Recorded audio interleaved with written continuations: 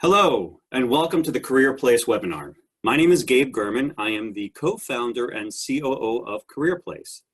During this webinar, if you have any questions, you can go to the Zoom panel and go to the Q&A button and type your questions over there. We'll have time at the end. We're also recording this webinar, just so you're aware. We'll have it up in our YouTube site a little while after this webinar ends. And today we have the absolute honor of having our principal research scientist, Matt Borneman, I also like to call him our mad psychometrician, who's joining us today to talk on part 2 of his 3-part series on job profiling. But first, and before I hand off over to him, I'd like to do a quick introduction to everybody about Career.Place. Take a look at these pictures. Can you tell me who's the CEO, who's the accountant, who's the teacher? You see, our biases affect our perception, impacting who we hire. And by the way, if you're looking at a picture who you think is not the teacher, to say it's the teacher, well, you see that's bias too. Now, take a look at this. And can you now tell me who is the CEO, who is the teacher, who's the accountant? You see, to remove our biases from the hiring process, there's really only one way, and that's to remove the root cause, which is removing really what triggers those biases, which is the identity of people. And that's exactly what we've done at Career.Place. Let me talk you through it. You see, in most solutions today, we typically start with the resume, which is full of a lot of biasing information, where the candidates are known and they're evaluated by telling really perfected stories about their past, in a process that's often inconsistent, with each candidate being asked different questions, often from the same interviewer. At Career.Place, we do it differently. We start with the job and not with the resume, defining what is required for a successful hire. Without beginning with the resume, we can keep the candidates totally anonymous, removing those biasing triggers. Pivoting evaluation from telling the story of the resume to allowing candidates to show what they are capable of, all in a process that is consistent, so every candidate is evaluated the same way by the same standards. The Career.Place evaluation process acts as a funnel that you see here, replacing the long hours of resume sifting and follow-up phone screens with an efficient process that results in candidates who are highly qualified to the standards of your job, saving you time and effort. We do this with a simple 3-step process.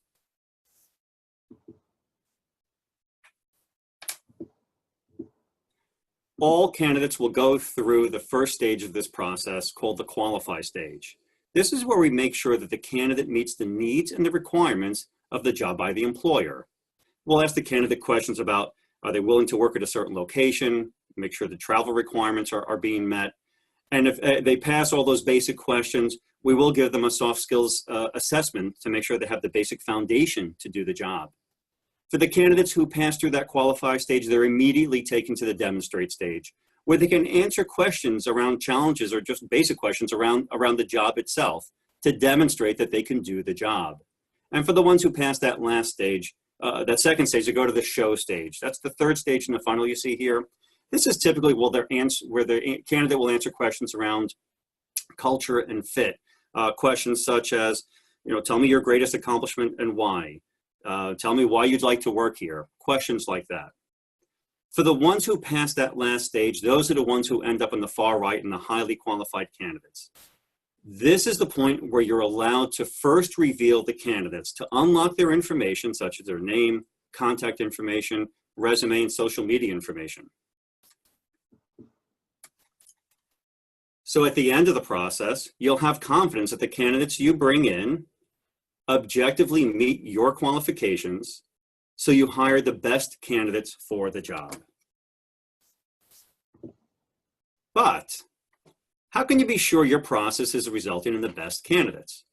It all comes down to identifying the right job qualifications. And for that, I'd like to introduce you to our principal research scientist, aka mad psychometrician, Matt Borneman. Hi, I'm Matt Borneman with Career.Place, and I'm going to talk about the job profiling process. Job profiling is the art of breaking down the job into components that distinguish the top performers from those who aren't qualified. And this generally proceeds along 3 key steps. The first is identifying the minimum qualifications. These are the things that you have to have day one coming into the job. The second step is defining the required traits and characteristics, i.e. the traits that really distinguish the top performers from those who will be less successful. The third step is measuring the skills through work samples and interview questions to ensure that candidates will be able to perform the job at a high level. Today, we're going to be focusing on defining the required traits and characteristics. We'll go through how to identify the traits, how to choose assessments, and then how to set up your testing parameters. And I know it sounds complicated, but I'll show you how easy it can be. But before we start, let's first talk about what are traits. Simply put, traits are stable behavioral tendencies. And there's 2 key elements to that phrase. The first part is stability. These traits are stable over significant periods of time. That is, you can't change them with a good glass of wine or which side of the bed you woke up on. The key thing is that they're stable and you can measure them accurately. The second part is that they're behavioral tendencies, i.e. how you act, especially in the workplace. That means it's not what you look like, it's nothing about your physical characteristics, it's simply how you behave in the workplace. So now that we know what traits are, let's talk about how to define the required traits, and this proceeds in 3 steps. The first step is identifying the traits by talking to your subject matter experts. These are going to be high-performing incumbents or supervisors who really know the job well and what it takes to be extremely successful in that role. The second step is, once you know the traits that you're going to look for, is to choose to do that. With Career.Place, we do this for you, but if you want to look at an outside source for assessment, we'll provide you with a list of some questions to ask. The third step is defining the testing parameters, and that is how you use the scores that come back from the assessments that you administer. Again, with Career.Place, we do this for you, but you can change them. So right now, I'd like to talk about 2 different types of workers and who we're looking to differentiate. First off, we have your top performers. These are going to be your consistently high-performing individuals who are models for other coworkers and ultimately who you want to hire. You want to get more top performers into the position. In distinction, you want to avoid trying to hire those who will be bottom performers, i.e. those who perform inconsistently or need a lot of extra supervision. You really want to avoid hiring those as much as possible. So the key question is, what traits or characteristics distinguish the top performers from the bottom performers? I.e., what do the top performers have that the bottom performers don't? So let's talk about an example for a customer service representative position. Imagine we talk to some subject matter experts and come up with a whole host of traits or behavioral tendencies that distinguish the top performers from the bottom performers. And you can see this list here on the right. But that is a lot of stuff there. Those are a lot of traits. And if you try to assess for all of that, your time assessment is going to be 45, 60, 90 minutes. And a lot of candidates will drop out of the process and not be willing to answer that many questions. So how do we whittle this down? Ultimately, we want to choose traits, and we need to choose the traits wisely. So to make sure we choose our traits wisely, we need to ask 2 important questions. The first question is, how important is that trait to successful job performance? Simply put, the second question is, do increasing levels of the trait lead to better job performance? In other words, is it actually predictive of success on the job? As a bonus, you can ask these 2 questions to your subject matter experts and document this, which will help you with compliance issues down the road. So now, returning to our customer service example, let's apply our 2 questions to this example. We've asked our subject matter experts to rank the list of traits, which you can see on the right here. That's one strategy to help really determine the importance of the traits. We could also ask the subject matter experts to pick 1, 2, or 3 traits that are absolutely critical to success in the job. For the second question, if the answer to the question is no, toss the trait out because it won't be predictive. So continuing with the example, let's choose the top 2 traits that are absolutely critical and go with those. And by going through this process, we know that we have chosen wisely, chosen our best traits. Next, let's talk about choosing assessment. Again, with Career.Place, we've done this for you and have provided you with free, highly valid assessments. But if you want to go outside with a test vendor, here are 4 questions you should be asking. The first question is on the reliability or consistency of measurement. That is, you would expect scores on the assessments to be stable over a long period of time. The second question is on the validity of the assessment. Does the assessment actually measure the traits that it claims to measure? The third question is it predictive? Do scores from that assessment predict on the job performance? The fourth question is adverse impacts for protected groups, or do members of one protected class score significantly lower than members of another protected class? Professional test developers can speak to all these, and they should be able to provide you with data to answer each of these questions. If they can't, or if they won't, that is a red flag, and you should probably move on to another test vendor. Next up is testing parameters. How are you going to combine the scores that you get back from the assessment, and how are you going to determine who is going to move on?